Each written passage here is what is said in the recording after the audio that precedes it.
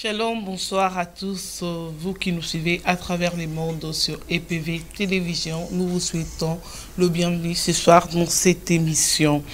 Ce soir, nous sommes là pour vous présenter le vœu de fin d'année avec l'évêque Nestor Wimboloa de la pastorale européenne congolaise et luso-francophone, et il est pasteur de l'église Les Élus des Dieux à Munich en Allemagne, et il est avec nous sur ces plateaux d'EPV Télévision. Nous le recevons. Bonsoir, pasteur évêque. Bonsoir, maman Nadine. Vous allez bien? Oui, je vais très bien. Je suis très content de me retrouver encore dans notre chaîne de l'onction, comme je l'appelais, parce que nous sommes l'église pentecôtiste de la victoire. Oui, quand nous voyons pentecôtistes, nous voyons pratiquement la fête du Saint-Esprit, la fête des semaines, la fête de la moisson. Donc c'est pourquoi je suis très content d'être ici encore dans cette chaîne de l'onction pour représenter mes vœux, surtout à cette fin de l'année. Regarde, nous voilà, nous en sommes aussi très ravis parce que ça fait un moment qu'on ne vous a pas revu sur cette chaîne. Apôtre évêque Wimboloa. Oui, ça fait, je crois que ça va faire un moment. Une année et demie avec de responsabilités. Comme l'apôtre Paul dit, je n'ai fait aucun cas de ma vie. J'ai livré ma vie pour le Seigneur. J'assume des responsabilités de la pastorale congolaise européenne. J'assume des responsabilités de la pastorale luso-francophone d'Allemagne. J'assume aussi des responsabilités de la bergerie de l'ensemble des élus de Dieu. C'est ça, à cause de ça. Oui, c'est vraiment une grande responsabilité. Bon, nous vous sommes reconnaissants pour avoir accepté de venir encore une fois de plus sur ces plateaux de EPV Télévision pour présenter vos vœux à nos bien-aimés qui nous suivent à travers le monde ce soir. Vraiment, c'est la grâce qui nous est accordée ce soir de vous avoir ici à Paris.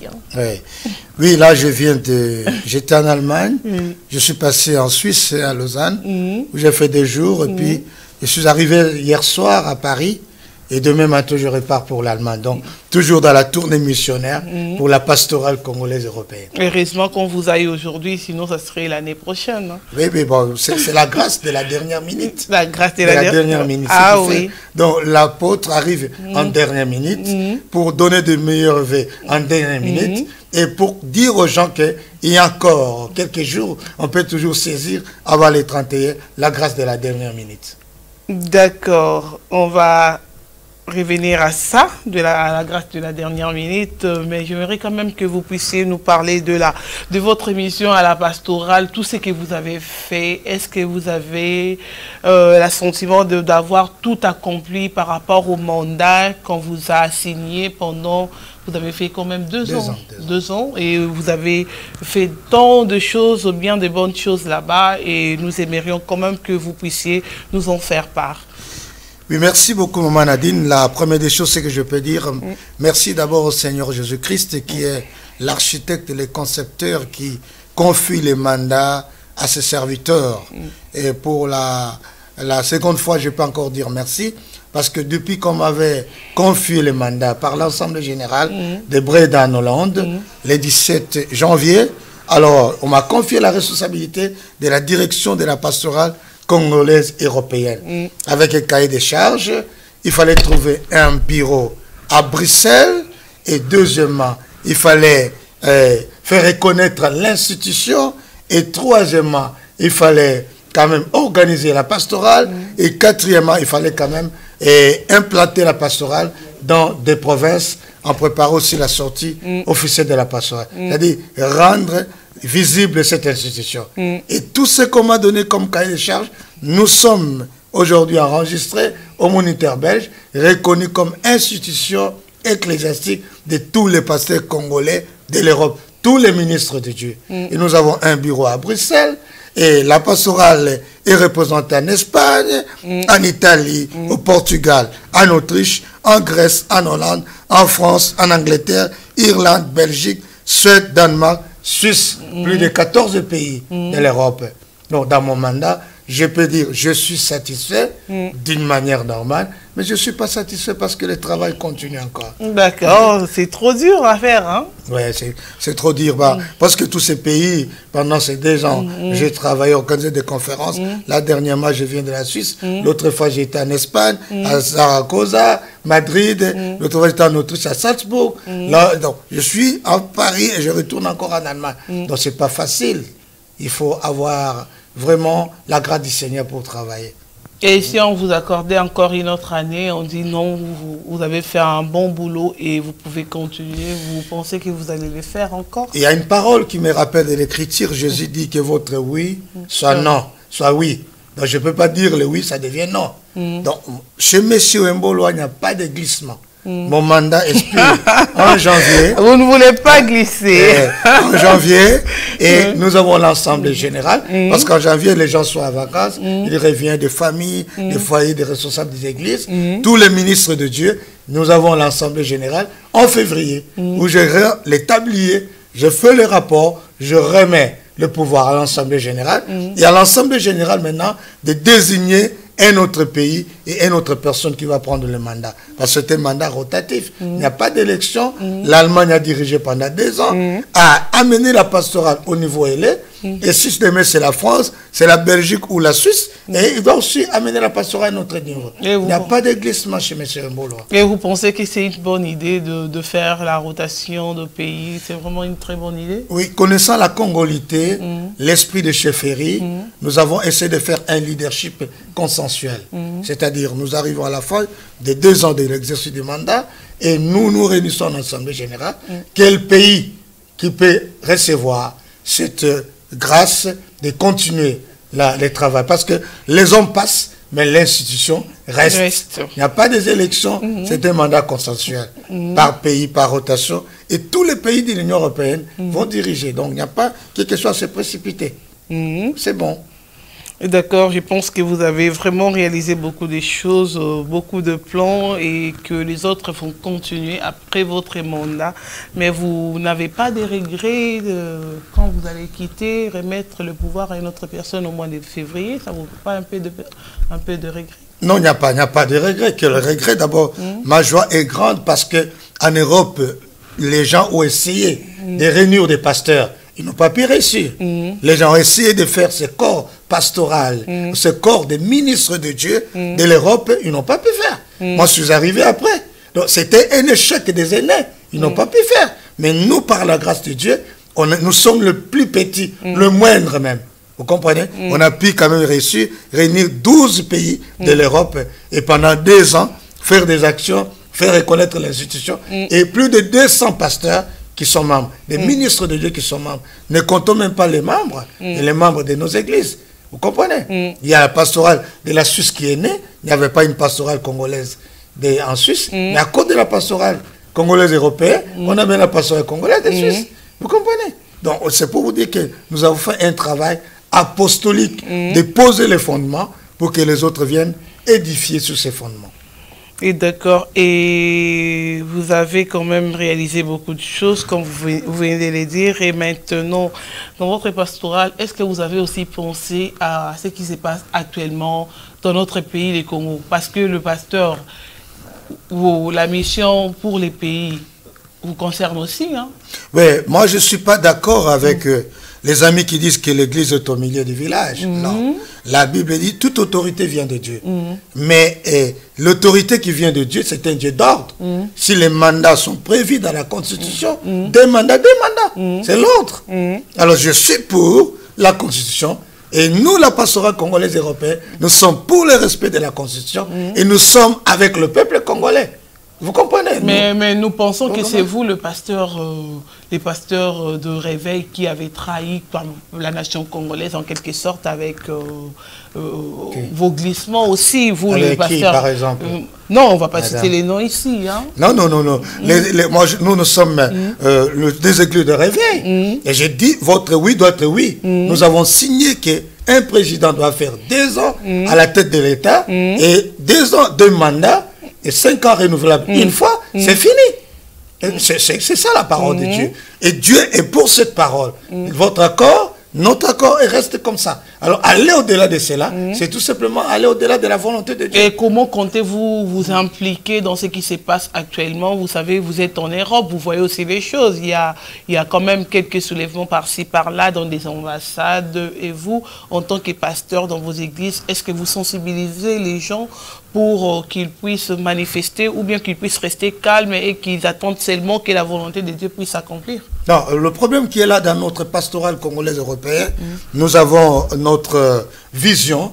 Le vision, premier aspect de notre vision, c'est d'abord ramener la foi apostolique dans l'Église.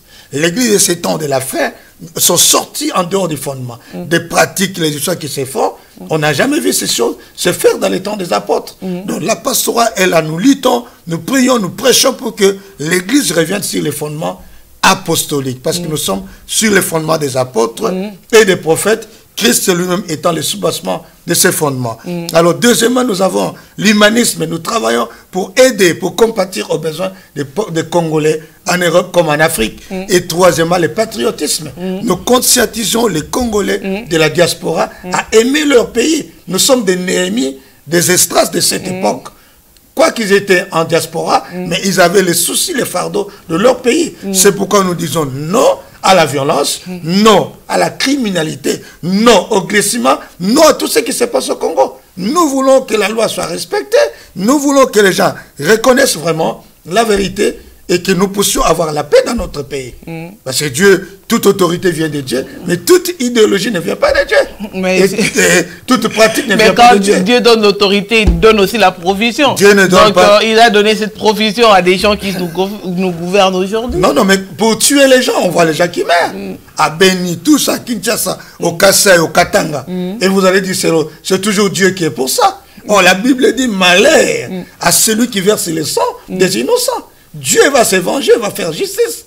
Alors quand un serviteur de Dieu, peut-être il est corrompu, il est manipulé, ou il n'a pas la liberté d'expression. Je comprends que nos amis du Congo, ils n'ont pas la liberté de s'exprimer. Mais nous en Europe, des choses. Nous en Europe, on a la liberté. On a la liberté d'exprimer. Ça ne va pas. Tout vrai ministre de Dieu doit dire ça ne va pas. C'est la limite, ça ne peut pas aller. On ne peut pas écouler le sang des Congolais. On doit respecter la loi. On doit vraiment laisser que les institutions marchent d'une manière démocratique et que le peuple se choisisse de ce dirigeant qu'il veut. On vous a donné 2 ans, 55. Moi, on m'a donné 2 ans. J'ai dit, ça finit. Même si vous voulez encore de moi, je ne refuse, je refuse. Vous, ces 2 ans, c'est parce que ça concerne l'église. Il n'y a pas beaucoup d'argent là-bas. Vous pouvez partir tranquillement pour vous reposer. Mais non, en ce qui constitue la chose publique, vous savez, il y a beaucoup d'argent, il y a beaucoup d'enjeux. Je vous comprends parce qu'il y a la différence. Il y a des serviteurs de ventre qui travaillent pour les ventres. Il y a des serviteurs qui travaillent pour leur gloire. Mais nous travaillons pour les intérêts de Christ, pour les salut des âmes. Jésus est venu pour sauver ceux qui étaient perdus. Nous travaillons pour les perdus. Ni pour les ventres, ni pour les honneurs, mais nous travaillons pour les royaumes des cieux. Et quand nous travaillons pour le Seigneur nous bénit. Non, on ne met pas d'abord l'argent, on ne met pas d'abord nos intérêts. On met d'abord les intérêts de Christ. C'est ça. D'accord. Nous pensons quand même que les gens qui s'accrochent, ils ont beaucoup à perdre. C'est pourquoi ils accrochent.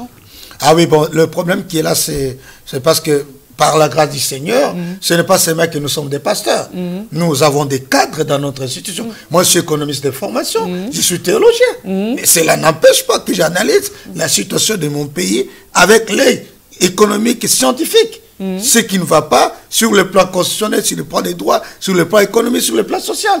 Ça, ce n'est pas le pastorat. C'est l'intelligence. J'ai étudié au Congo, je suis théologien, j'ai la connaissance, je connais. Donc c'est pour vous dire que le problème qui se passe, c'est question vraiment des responsabilités de décision.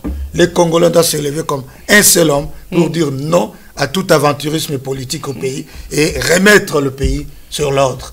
Et tuer les gens, arrêter les gens d'une manière arbitraire, ça ne va pas. On ne peut pas dire l'autorité qui vient de Dieu doit continuer à arrêter les gens, à tuer les gens. Et dire que nous, l'Église, nous sommes au milieu des villages. Non, nous sommes du côté de Dieu, du côté de la parole, du côté du peuple. Et c'est ça. D'accord. C'est tout à fait ça. Et je pense que vous avez un message fort à transmettre à nation, aux gens qui nous suivent à travers le monde. Et je vous laisse le temps de faire. Oui, oui. Merci message. beaucoup, Maman Nadine. C'est que je vais parler pour la pastorale congolaise européenne, comme je vais citer les pays, dont nous avons l'Assemblée générale, pratiquement le 11 février, à Bruxelles, à l'hôtel Président, tout près de la gare du Nord. Ça sera à partir de 12 h. Tous les ministres de Dieu congolais résidant en Europe, membres de la pastorale, de loin ou de près, nous sommes invités le 11 février 2017 à Bruxelles, à l'hôtel Président, tout près de la gare du Nord, où nous allons rendre les tabliers, remettre le pouvoir à l'Assemblée, et aussi nous allons désigner le nouveau pays ou le nouveau président qui va prendre le pouvoir pour continuer encore plus mieux dans la même direction. Ça, c'est la première des choses. Deuxième des choses, c'est quoi? J'avais voulu quand même la pastorale luso-francophone d'Allemagne. Aussi, nous avons l'Assemblée générale le 14 janvier 2017 à München-Gladbach, à l'église de Pasteur Paul Chibang. Donc, c'est aussi l'Assemblée générale où je vais rendre aussi le tablier parce que c'est l'année élective. Chez nous, en Allemagne, on va faire les élections pour que nous puissions faire passer notre président à partir du mois de mai. Donc, pour moi, le message que j'ai, c'est fortifier, exhorter tous les chrétiens que nous avons la grâce de la dernière minute. C'est possible que la situation au Congo, d'ici les 31, les choses puissent changer. C'est possible que ce que tu as demandé depuis le 1er janvier, mars, avril, jusqu'au mois de décembre, tu n'as pas encore vu ça. C'est possible qu'en dernière minute, tu puisses toucher cela. C'est comme cet homme, pratiquement dans la ville de Naïn, on nous parle dans Luc chapitre 7, versets 11 à 17, que les lecteurs peuvent lire. On nous parle d'un groupe de gens qui sortaient avec un mort. Cette femme a perdu son mari, elle a perdu son fils unique, et elle allait pour enterrer son fils en dehors de la ville de Naïn.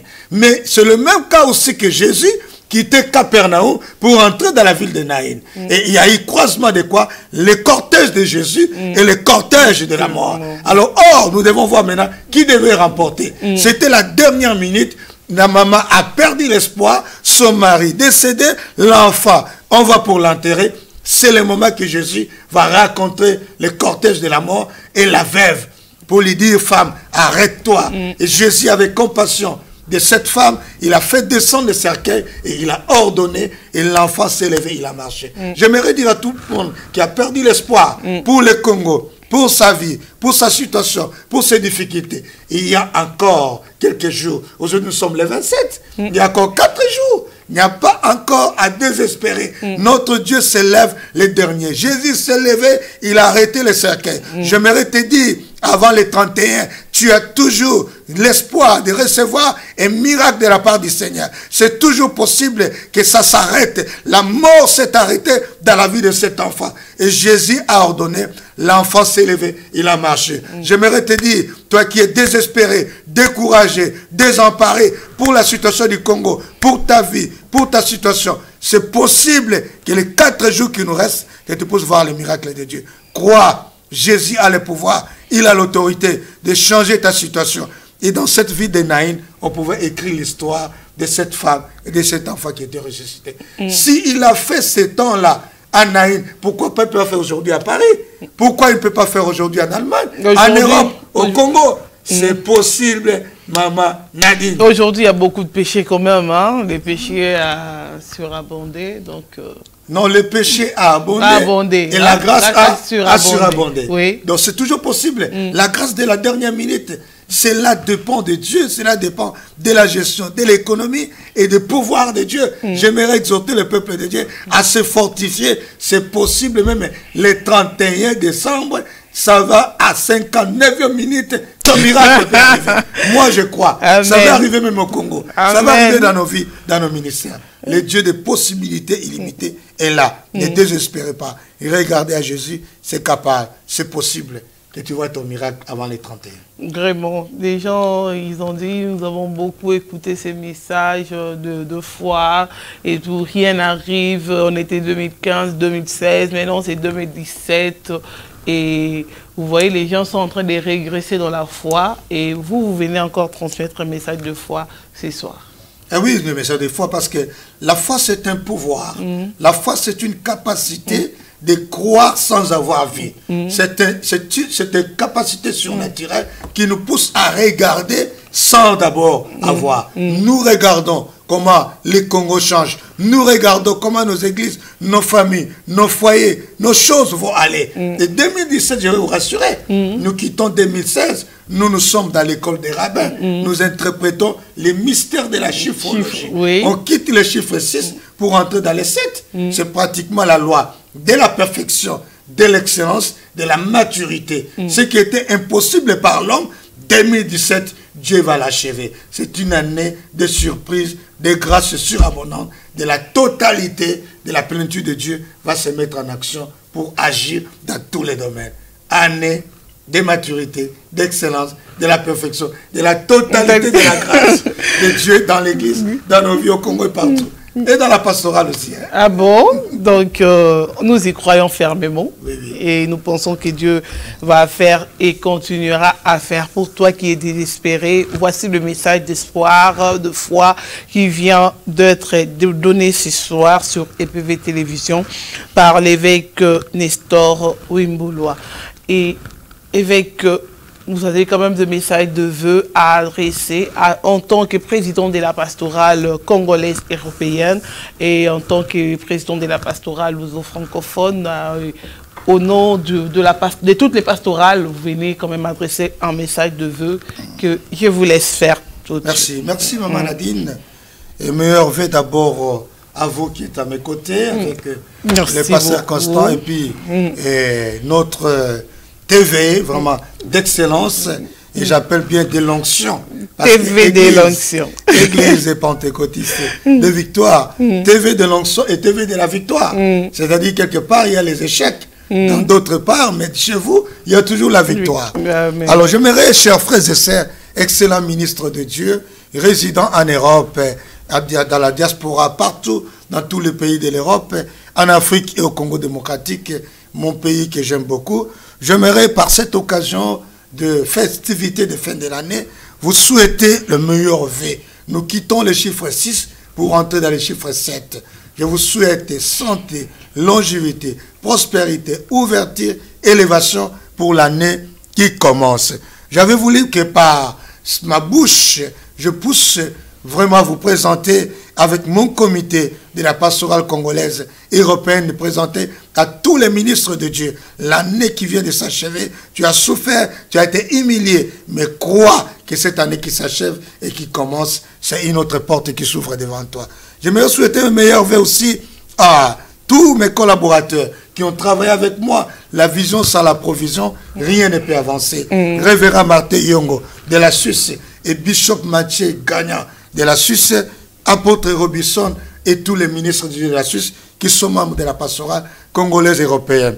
Mais meilleur vœu aussi au bishop, comme je peux appeler, évêque de la France, Mosengo Jean-Claude, avec toute son équipe, et le pasteur, prophète Rifer, et tous les serviteurs de Dieu, pasteur Damien Chocha, prophétesse Meta, et aussi Thierry Manette, tous les révérends qui ont accompagné vraiment la pastorale congolaise des européennes, que Dieu vraiment vous bénisse abondamment. Sans oublier l'Autriche, là où les gens vraiment étaient dans la joie. Dans notre dernière assemblée, le président pasteur Simon Kimbangu avec pasteur Macaire, les pastorales des CMD des conseils des ministres de l'Autriche, et sans oublier encore le docteur Richard Moukeba Pembo, secrétaire général de la pastorale congolaise européenne, avec Mama Passi, avec pasteur Tchouma de la Hollande, qui ont vraiment mis tous leurs moyens pour que nous puissions arriver à avoir des archives au niveau de la pastorale.